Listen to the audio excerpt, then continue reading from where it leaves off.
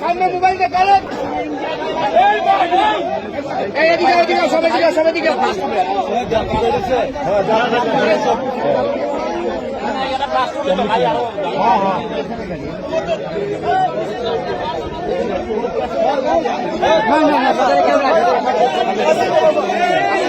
ভাই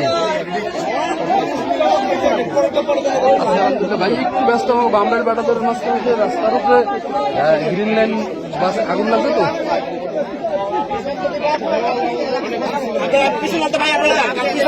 পিছনে